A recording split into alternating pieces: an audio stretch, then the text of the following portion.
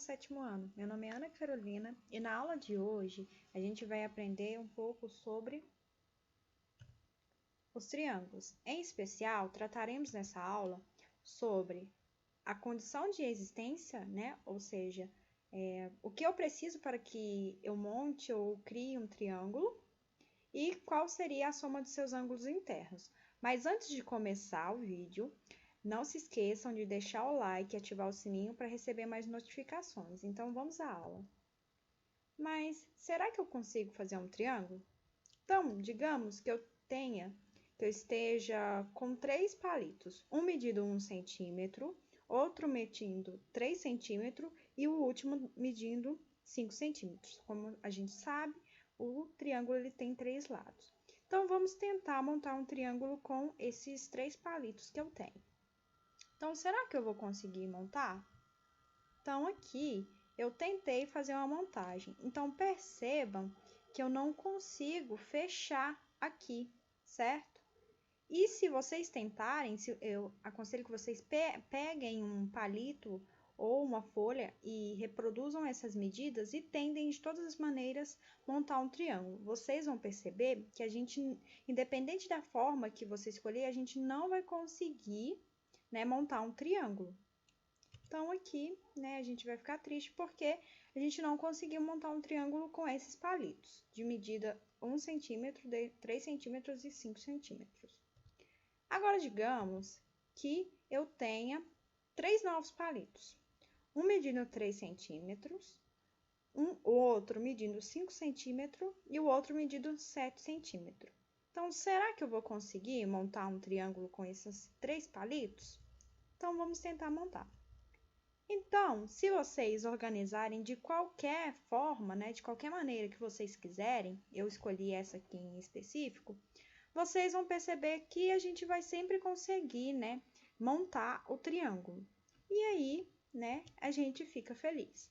Mas aí vocês perguntem, Ana, né, mas como que eu vou saber quando eu vou conseguir ou não montar um triângulo?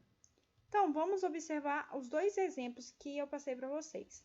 Percebam que no primeiro caso, né, que é o caso que a gente não conseguiu montar o triângulo, a soma das medidas dos 2 palitos menores, então dos 2 palitos menores, a medida dele, se eu somo a medida de cada um deles, né, ela vai ser menor que a medida do palito maior, ou seja, 1 centímetro, que é de um palito menor, mais 3 centímetros do outro menor, ele vai ser menor, essa soma, né, vai ser menor que a medida do palito maior. E já no segundo caso, que é quando a gente conseguiu montar o triângulo, né, com esses 3 palitos, vocês percebam que a soma das medidas dos 2 palitos menores, ao invés agora de ser menor, ela vai ser maior, né, por isso que eu destaquei menor e maior, que a medida do palito maior. Ou seja, se eu pego a medida, né, do primeiro, 3 centímetros, e do segundo, 5 centímetros, isso aqui vai me resultar em 8 centímetros. E 8 centímetros é maior que 7 centímetros. Mas isso não é coincidência, gente. Então, esses 2 exemplos, eles serviram para retratar qual que vai ser a condição para que eu consiga montar um triângulo. Então, vamos escrever um pouco sobre qual seria essa condição. Então, para que eu consiga construir um triângulo, é necessário o quê? Então, suponhamos que a gente tenha, né, esse triângulo aqui, em que o lado maior ele vai ser o C, certo? Então, qual que vai ser a condição para que esse triângulo aqui ele exista, né? Então, aqui eu supus A, B e C genéricos, com o C o maior lado. Então, para construir um triângulo, eu vou precisar que a medida do lado A mais a medida do lado B, né? Então, isso aqui vale tudo A, isso aqui tudo vale B, que são os 2 menores. Essa soma, ela tem que ser sempre maior que a medida do lado C, que é o maior. Ou seja, para eu verificar, suponhamos que, né, o professor, ou no PET, né, te forneçam algumas medidas, né, três medidas diferentes.